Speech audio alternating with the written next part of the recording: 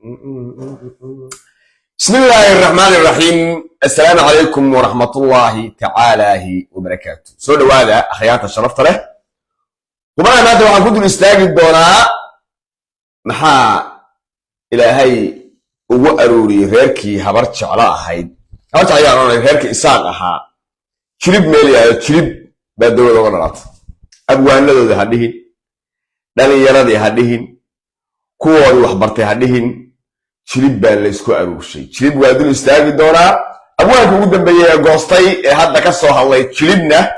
وليا أبوان تشاست وهبرتش على وحمر كتغينه وادو الاستاج الدوراء sidoo kale waxa dul istaagi doonaa oo la wadaagi doonaa oo qaada dhigi doonaa dagaalka ka socda DDS ama dowladda deegaanka Soomaalida madaxweynaha ka yaamisa lacag jar iyo xanfarta oo halkaas ciidamada new boyska iyo ciidanka xanfartu aad iyo aad ugu gacan saareen ayada dul istaagi doonaa iyo guulaha ay soo hoyeen wiilasha Soomaaliyeed ee new boys ayagana waa dul istaagi doonaa si shargalaya si gaarsiya barnaamij waxaan ku hormarayaa إن دواني وحدا وجدان هل كان هرجيسة حمر أو ترسيل لقول غريو كبعدنا تشلب تهاد شلب هرجيسة حمر وترسيل ديار دلوا بدلنا يا ديار دلوا جد يا قارب على جهة عيا ما يلا حمر نمد على كلامنا يا الشوقي يا ميرها وخلي أوبريشن اللي يفرون لك كلام برتو كلام برتو كبعدي شلب بالهذه marka waxa isweydiinaysa warheede kuwa wax bartay ee daaroodka iyo hawiyaha iyo raxaweynka iyo dirta kalaba kuwa wax bartay ama iliidkooda abwaan noqoto ama aqoonyahan noqote ma aadayaan jilibe maxay tahay dhalinyaradan isaaq waxay jilib ka doonayaan waa dul istaagayaa waxaan rabaa inaan tacliim afaahiyo horta hadda ka hor hadalkii ahaa boqor buur madow uu yiri laba dawladood baa Soomaaliya ka jirto annaga dawladda yadu waa dawladdaas khawaarij dadba daliilay oo baarkay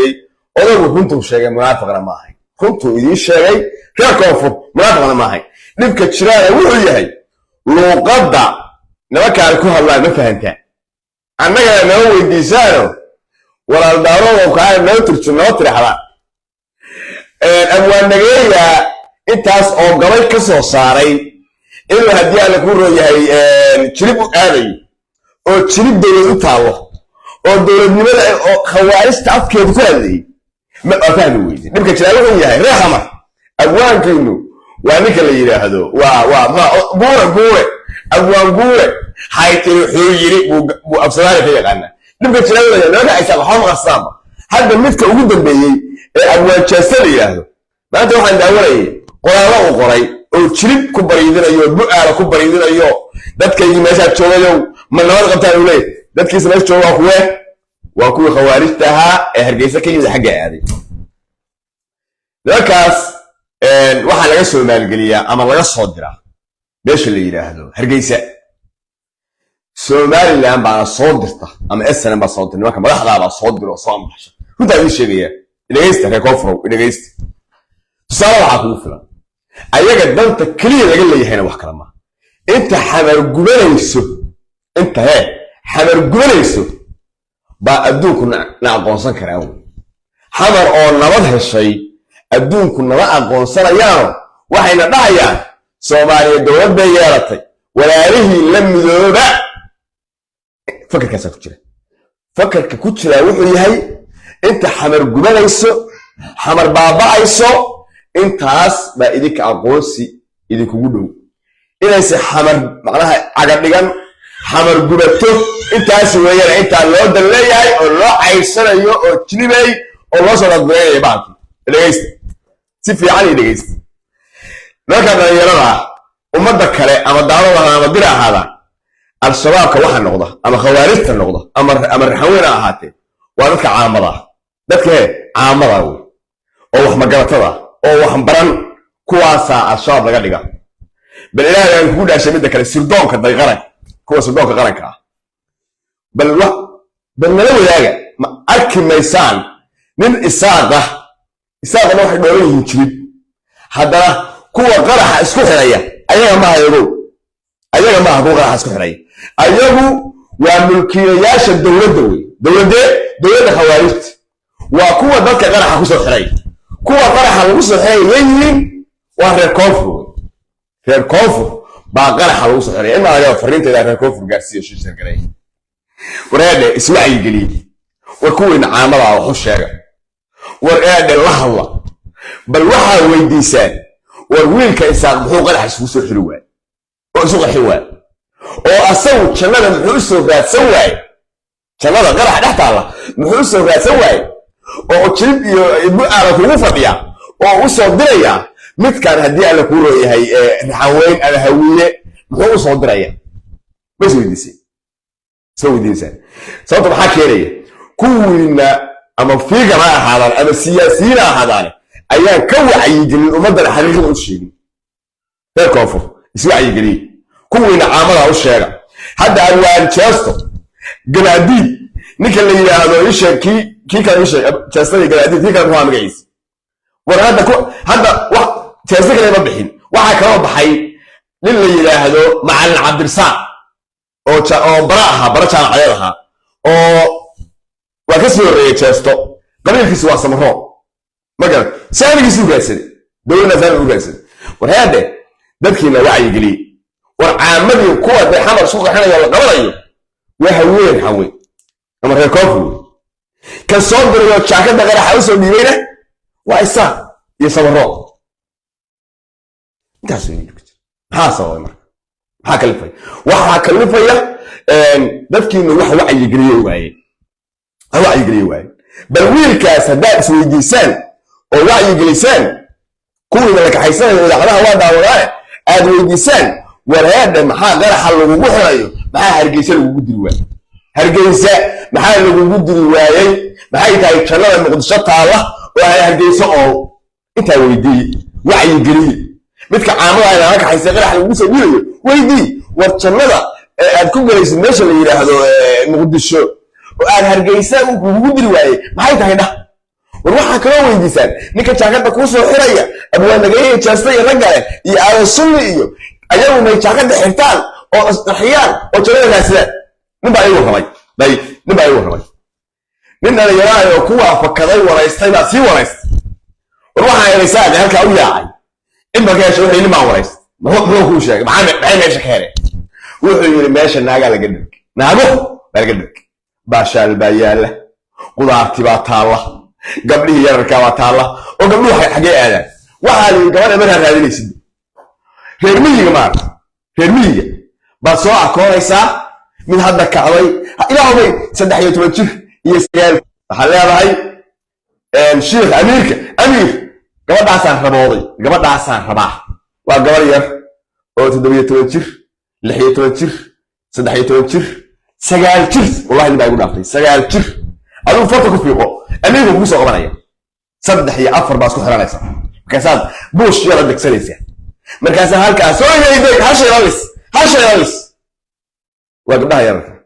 gabdhihii reer koonfur ee hawiye mid kama noola wiilka isaaq wax kale ma socdaba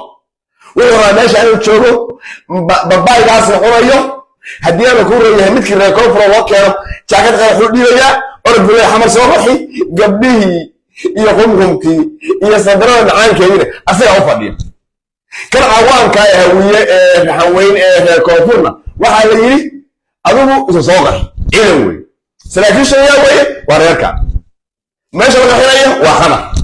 jannadu xamar bay taalla asagoo isqarxin mayo dadkiina wacyigeliya marka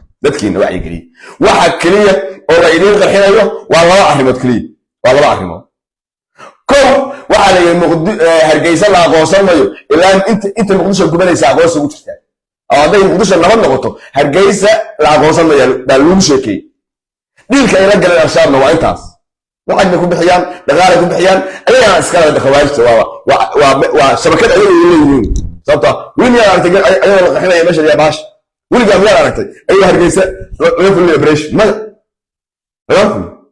waa shirkada ayaga ay leeyihiin wey qandaraas oo qandaraaskeedu yahay muqdisho garowe boosaaso beledweyne ummadda kala soomaaliyeed halkaa marka hadda انت لو waxay noqon tahay Puntland waxa weeye Puntland dhibka jiraa wuxuu yahay dad meesha u dhashay oo u shaqeynaya ma jiro haddii u shaqeynaya waa jiraa waa ku guul toonay laakiin gacanta lagu dhigaa awood baa ka jirta waa la noqoyaa Puntland gacanta lagu dhigaa kii la qabtana waa la bireeyaa kii la qabto tirka la geeyaa oo lama ma koonfur laakiin dhibka jiraa wuxuu yahay wiilkii khawaarista u shaqeeya aabihii oo dowladda u shaqeeya ayaa isguurka soo toosay wax dhiba lama laha oo subaxii uu aadaya madaxtooyada shaqo doonaya oo askari dowladeed kana jirib buu aadaya waa is ogyihiin labaduba waa shaqaystayaal is sheegmayaan waa koonfur aqliga yaalo Puntland waxay kaga badbaaday wax kala maaha oo isaaq Puntland intaas oo wax u diray waxay kaga badbaaday wax kala maaha maxay tahay waxay kaga badbaaday shacabka iyo ciidankaas ku xiran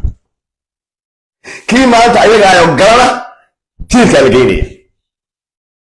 tiirka la geynaya qabiilku doonaha madaxa laga jabay marka koonfur gabdhihiina idima noola wadankiina idima noole horta nimankaas hal mid ay sheegayaan kow wacyigelin sameeya dhalinyarada reer koonfurka ee media isticmaashaan la hadlaya war waxaa ka dhaadhacsiisa jannada aan hargeysa hore baashita la maxay tahay kow tan labaad hataa haddii aad janno aaminsan tahay insan ugu gelayo wiilka isaaq ee abwaan nageeye ah ee abwaan jeesta ah ee abwaan gabacdiida ee abwaan diyaala furaya sheekh ahosuma jaakada u soo dhiibla oo jeelka doono oo amiista markay u yeedhahay gabdhaha laga dhalgeeyo gabdhahaagiya adigu wax ka cun hadaa damiir lahayn intaa balka u wacdiya kuwiina caamada ah ee idan qarxinaya intaa u sheeg gabdhaha la iska foganayo ee sagaal jirada sheekhow noo soo qabo waxaa ogahay bilaahi tallaa nin baa iga sheekeeyey waxa uu leeyahay reer miyigaasi xoolaha ayagaa laga qaadayaa gabadha isagaa laga qaadayaa gabadhii guriga lagu dubaynayo oo aabaheeda halkaa guri buusha ka dhis waa dhisayaa gabadhii sidaa fiidka la soo xiray dadka noloshaa ku nool kaba 2024 dad baa noloshaa ku nool ilaahay xoreeyaan leh ilaahay xoreey ilaahay azza wa jalla isaga awood ilaahay ka xoreey kolba odagaasi dad kama dhalane dad xoreysta kama dhalane oo kii xoreyn lahaa waa midka gabadhiisii inta soo qabto ninka isaa dhexraye ilaahay baan u baryaya allah ba awood leh isaga u baryaya isaga waxaan leeyahay war cuqubada aad gelaysaan iska daay war ilaahay ka baqa war shabakadan dadka masaakiinta reer koonfurka u samaysateen ee Soomaalida u samaysateen ee qaraxa iyo dilka ah wallahi nin walaal